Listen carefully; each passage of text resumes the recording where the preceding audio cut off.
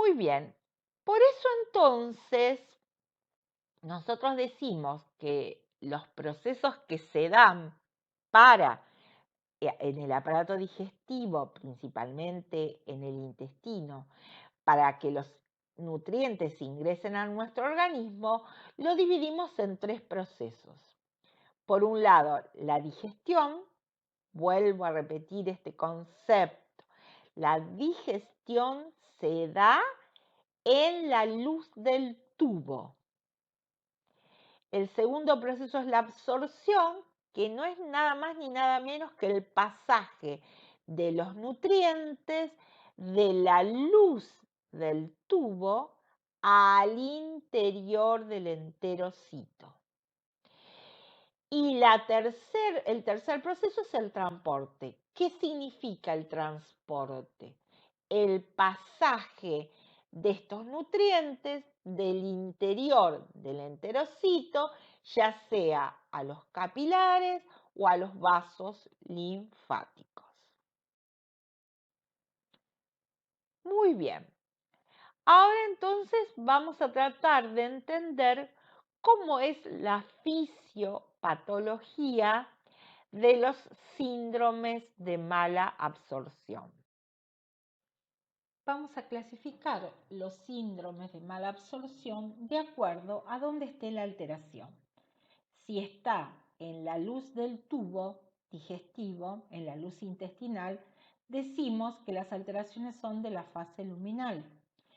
Si las alteraciones están dadas en la mucosa intestinal, dentro de los enterocitos, en las células, decimos que es una alteración mucosa, y cuando la alteración está en el transporte de los nutrientes del interior del enterocito hacia la circulación, diremos que la alteración está en la fase de transporte.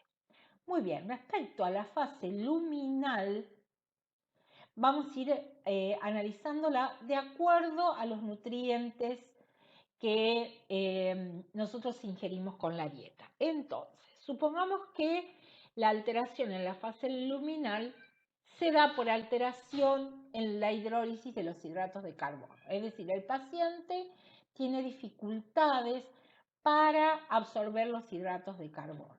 Recordemos cómo es que se absorben a partir de la boca por acción de la amilasa salival.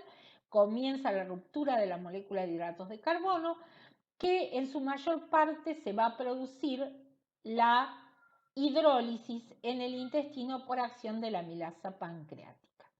Quiere decir que nosotros vamos a decir todas aquellas patologías que produzcan alteración en la hidrólisis de los hidratos de carbono, de estos nutrientes, ¿cuál va a ser la causa de fase luminal? A aquellas en que estén alterados los actores que participan en ella.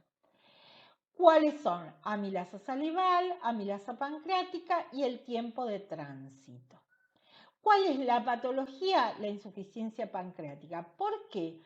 Porque justamente el jugo pancreático es el que tiene la famosa amilasa pancreática. Si hay insuficiencia, no hay amilasa pancreática, no puede hidrolizar los hidratos de carbono, por lo tanto entonces yo voy a tener una alteración de la fase luminal.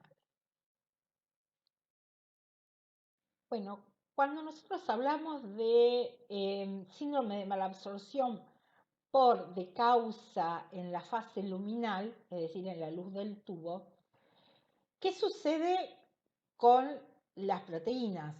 ¿Qué patologías nos van a producir alteración en la digestión de proteínas que van a llevar a un síndrome de mala absorción de causa en la fase luminal?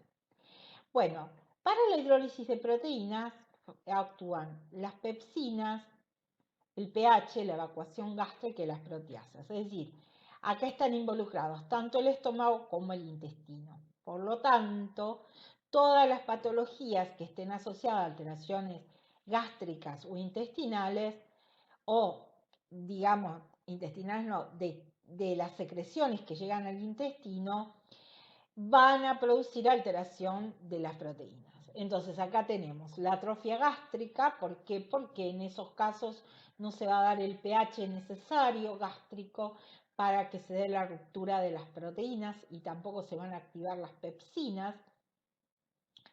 La recesión gástrica, porque en esos casos entonces al no tener parte del estómago también va a llevar a alteración y también a la evacuación gástrica. Y por otro lado la insuficiencia pancreática. ¿Por qué? Porque el páncreas posee un número importante de enzimas, en general llamadas proteasas, el grupo, las cuales van a ir degradando los distintos tipos de proteínas. Eso estudienlo, repásenlo de lo que vieron en biología sobre el aparato digestivo, sobre el páncreas, cuáles son las proteasas que intervienen en la degradación de las distintas proteínas.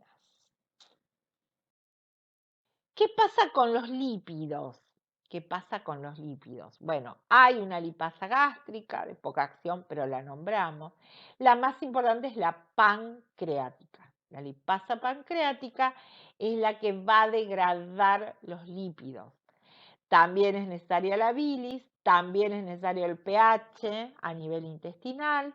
Por lo tanto, en general, nosotros cuando hablamos de las patologías que producen síndrome de malabsorción por alteraciones de fase luminal que producen alteraciones en la digestión de los lípidos, nos estamos refiriendo o a patología pancreática o a patología hepática, ya sea la pancreatitis aguda, la pancreatitis crónica, el cáncer de páncreas, por un lado, y por el lado las enfermedades hepáticas, las colestasis o las enfermedades del parénquima hepático, del tejido hepático, pero cuando son enfermedades severas.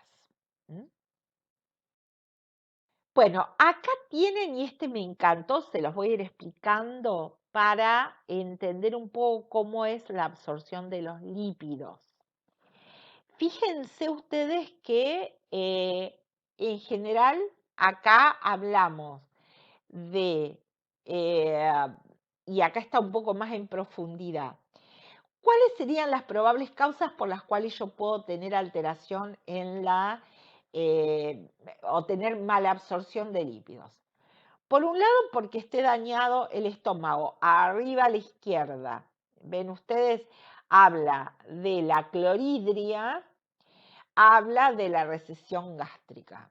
¿A qué me van a producir tanto la clorhidria como la recesión gástrica? Bueno, básicamente lo que van a producir es un desacople, es decir, una falta de digestión, básicamente, de los lípidos, de ruptura de la molécula, y eso entonces va a influir tanto en la secreción de la bilis como en la secreción pancreática, y entonces eso va a llevar a una mala absorción. Por otro lado, a la derecha arriba, el páncreas, porque el páncreas produce la lipasa pancreática, todas las patologías asociadas al páncreas, ya la vimos y acá les pone otras más. La fibrosis quística, después ya vamos a hablar la clase que viene no tenemos enfermedad celíaca, la otra clase vamos a hablar de enfermedades, errores del metabolismo, ahí vamos a hablar de fibrosis quística, los gastrinomas, eso en cuanto a lo que es el páncreas, y por otro lado el hígado. El daño del hígado altera justamente las sales biliares, la síntesis de sales biliares, deficiencia de bilis, deficiencia de sales biliares, y eso altera la absorción de las grasas. Entre las grasas, entre los lípidos, también fíjense ustedes ahí, les dice deficiencias de la vitamina D, deficiencias de la vitamina K, y eso puede llevar a múltiples complicaciones que van a presentar estos pacientes.